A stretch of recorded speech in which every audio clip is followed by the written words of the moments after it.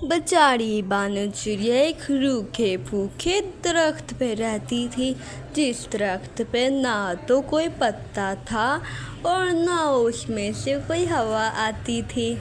लेकिन बेचारी बानो चिड़िया इस दरख्त पर रह रही थी, मगर पता नहीं उसका गुजारा एक रूखे फूखे दरख्त पे कैसे हो रहा था। सिर्फ मेरी ही किस्मत फूटी है, पूरे जंगल में सब परिंदों के पास इतने प्यारे प्यारे दरख्त है, मगर मेरे पास देखो दरख्त पे तो पत्ते भी नहीं है। हाय अल्लाह, मैं क्या करूँ, मेरे पास तो। यहाँ पे बेचारी बानो चिड़िया अपनी दुख भरी बातें कर रही थी। बेचारी बहुत ही उदास थी, मगर दूसरी तरफ काला कौवा, जिसका दरख्त इतना हरा भरा और उस पे आम भी लगे हुए थे, काला कौवा बहुत खुशी खुशी रहता था और वो हमेशा बानो चिड़िया का मजाक उड़ाता रहता था। अरे वाह, पूरे जंगल में तो सिर्फ मेरे पास ही इतना मजेदार और इतना प्यारा प्यारा दरख्त है। इतनी गर्मी में मैं कहाँ पे जाऊँगा। इतनी गर्मी में तो दरख्त के नीचे ही बैठने का और ही मज़ा है। आज तो मज़ा ही आ गया। गर्मी भी बहुत है, लेकिन मेरा प्यारा दरख्त मुझे छाँव दे रहा है। मगर क्या होता है, दूसरी तरफ से बानो चिड़िया काला कौवा के पास आती है। वो बानो चिड़िया जल्दी से काला कौवा के पास आती है। काला कौवा भाई, क्या आप मुझे अपने दरख्त के नीचे थोड़ी देर बैठने के लिए जगह दोगे? मेरे दरख्त में तो पत्ते नहीं है, वहाँ पे तो बहुत ही गर्मी है, आज बहुत ही ज़्यादा गर्मी है। आप मुझे बस कुछ देर अपने दरख्त के नीचे आराम करने दीजिए, बस कुछ ही देर की बात है। ये मेरा दरख्त है, मेरा था और मेरा ही रहेगा। यहाँ पे आइंदा से आने की कोशिश भी मत करना। ये मेरा दरख्त है। खबरदार, अब तुम मेरे दरख्त के आसपास भी दिखी और मेरे दरख्त के नीचे के सोने के बारे में कभी भी मत सोचना। बेचारी बानो चिड़िया नाराज होके अपने दरख्त के पास आ जाती है और अपने दरख्त के पास खड़ी होके रोने लगती है। बानो चिड़िया बहुत ही ज़्यादा उदास थी, इसलिए वो बहुत ही ज़्यादा से रोने लगती है। हा, बानो चिड़िया, बस एक दफ़ा बारिश आने दो। जब बारिश आ जाएगी मैं फिर से हरा भरा हो जाऊंगा, और जब मैं हरा भरा हो जाऊंगा फिर तुम यहाँ पे रह लेना। वो काला कौवा ने मुझे कहा है कि तुम यहाँ से चली जाओ, उसके दरख्त के नीचे तो जगह ही नहीं। लेकिन मुझे उम्मीद है जिस दिन बारिश आएगी तुम फिर हरे भरे और प्यारे दरख्त बन जाओगे, मुझे तुम पे उम्मीद है। मगर एक दफ़ा बारिश आ जाए तुम बिल्कुल ठीक हो जाओगे। बानो चिड़िया बहुत ही मीठी मीठी बातें करती है और उसे हमेशा याद था। और वहाँ पे एक बदतमीज काला कौवा के पास उसका दोस्त आ जाता है, जो उसका बहुत पुराना दोस्त था। काला कौवा भाई, क्या आपको पता है मेरे जंगल में इतने स्वादिष्ट मीठे मीठे फल हैं। फलों के साथ सब्जियां भी है, सब्जियों के साथ इतने प्यारे प्यारे दरख्त भी है। क्या तुम मेरे जंगल में आओगे? वहाँ पे हम दोनों इंजॉय करेंगे। आओ तुम मेरे साथ मेरे जंगल में चलो। अरे वाह पिंकी, जिस तरह तू बता रही है तो वैसे तेरा सच में ही जंगल बहुत प्यारा होएगा। चल पिंकी, अब तेरे जंगल में चलते हैं। मेरा भी जंगल अभी सूखा फूखा है, सिर्फ मेरा ही दरख्त प्यारा है।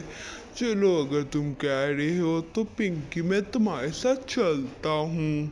गंदा काला कौवा अपने दरख्त को छोड़ के दूसरे जंगल जाने लगता है, लेकिन पीछे से दरख्त आवाज लगाता है, अरे तुम कैसे भाई हो? मुझे छोड़ के जा रहे हो? सर्दी गर्मी मेरे ऊपर रहे हो, अब अपने दोस्त के साथ रह रहे हो। चल दरख्त, तू यहाँ पे रहे, तुझे क्या पता मेरी चालाकियों का। मैं तो नए दोस्त बनाता ही रहता हूँ। बस तुम अभी सूखे फूके जंगल में ही रहो, मैं जा रहा हूँ हरे भरे जंगल में। अब बस तुम यहाँ पे ही फंसे रहना। इतना गंदा काला कौवा अपने दरख्त दरख्त को छोड़ के वैसे ही चला गया। वो अपने दोस्त पिंकी के साथ दूसरे जंगल जाता है, वरना वहाँ पे बारिश शुरू हो जाती है।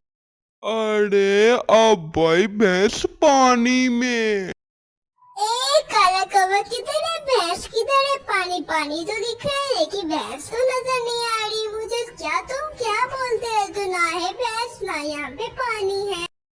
अरे पता नहीं किस दोस्त के साथ मुझे रहना पड़ रहा है। ये कहावत है पिंकी, तुम्हें इतना भी नहीं पता। मेरे कहने का मतलब है इतनी ज्यादा बारिश हो रही है, अब हम बेचारे कहाँ पे जाएंगे? ऐसा कहाँ पे हम जाएंगे? हमारी तो कोई मदद भी नहीं करने वाला है। लेकिन मैं तुम्हें बताना ही भूल गई, यहाँ पे मेरे इस दरख्त के पास ही मेरे मामू का घर है। ऐसा कहते हैं मेरे मामू के घर चलते हैं। हाँ, वैसे तो तेरी बात बिल्कुल ठीक है। अगर तेरे मामू का घर बिल्कुल पास है तो हमें तुम्हारे मामू के घर जाना चाहिए।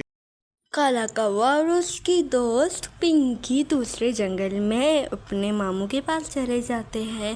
पिंकी और काला कौवा उनके मामू के घर के सामने खड़े हो जाते हैं।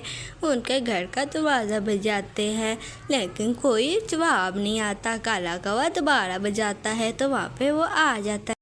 अरे भांजी, तुम्हारा कैसे आना हुआ? आओ आओ मेरे घर में आओ, मैंने रसगुल्ले बनाए, मैं तुम्हें खिलाता हूँ, बस तुम मेरे घर आ जाओ। अरे लेकिन मैं भी इसके साथ ही आई हूँ, आपने मुझे क्यों नहीं अंदर बुलाया? आप मुझे भी अंदर जाने दीजिए। अगर मेरा दोस्त क्या है तो मैं भी इस घर के अंदर जाऊंगा।